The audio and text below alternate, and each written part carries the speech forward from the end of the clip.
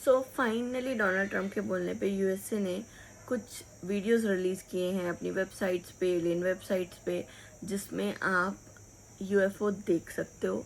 And ऐसे 46 videos release हुए हैं और ये फर्स्ट बैच है।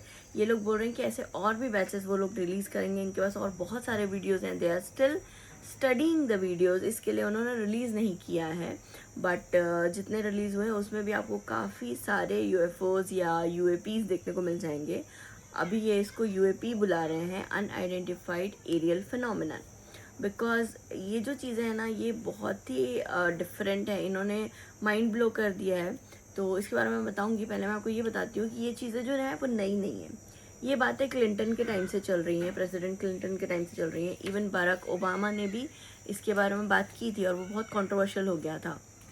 एंड अपार्ट फ्रॉम दैट ये जो वीडियोस हैं जो रिलीज़ किए गए हैं वो नॉर्मल पब्लिक द्वारा शूट किए हुए वीडियोस नहीं हैं। वो वीडियोस इनकी army, military, navy, secret agencies द्वारा फिल्म किए गए वीडियोस हैं, ठीक है। एंड उनका भी दिमाग हिल गया ये वीडियोस, मतलब ये चीज़ों के कांटेक्ट में जब वो आए। क्यों? क्योंकि हमारा जो आज तक का, ह्यूमंस का जो आज तक का स्पीड का कंसेप्ट है, ये जो ऑब्जेक्ट्स हैं, ये जो यूएफओज हैं, ये वो स्पीड के कंसेप्ट को है डिफाई कर देते हैं कम्प्लीटली।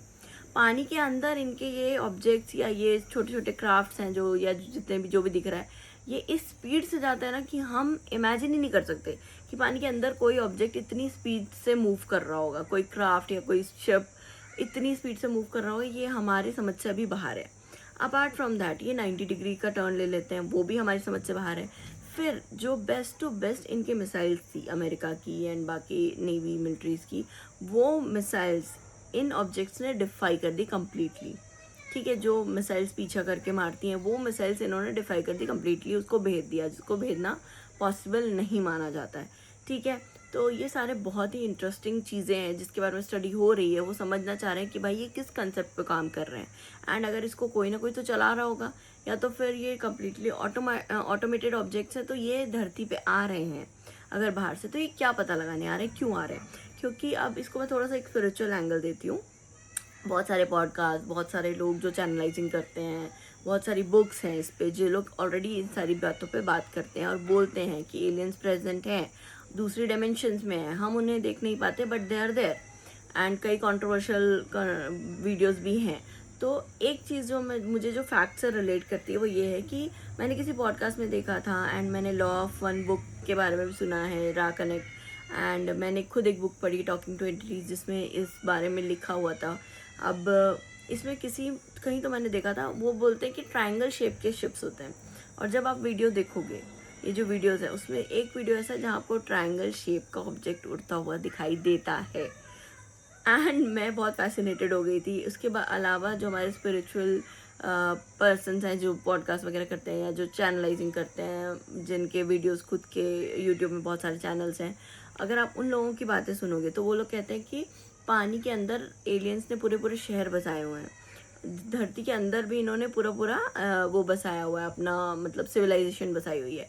सो अब इस बारे में बात होना चालू हो जाएगी कि क्या ये सच बोल रहे हैं, क्योंकि कहीं ना कहीं वो लोग ऐसा बोलते हैं कि अरे भाई ये लोग बहुत एडवांस है, एलियंस बहुत एडवांस है, और हमको वो चीज़ दिख रही है अब। सो क्या हो रहा है ये?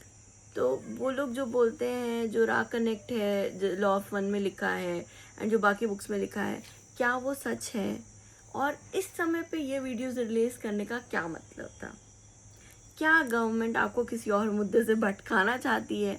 ठीक है, तो बहुत सारी इंटरेस्टिंग चीज़ें हैं। वो तो डेफिनेटली एक एंगल है ही कि नई नई चीज़ें निकल के आ रही हैं, एलियंस और ये और वो, तो कोई ना कोई चीज़ों से तो आपका ध्यान हटाया जा रहा है कहीं ना कहीं।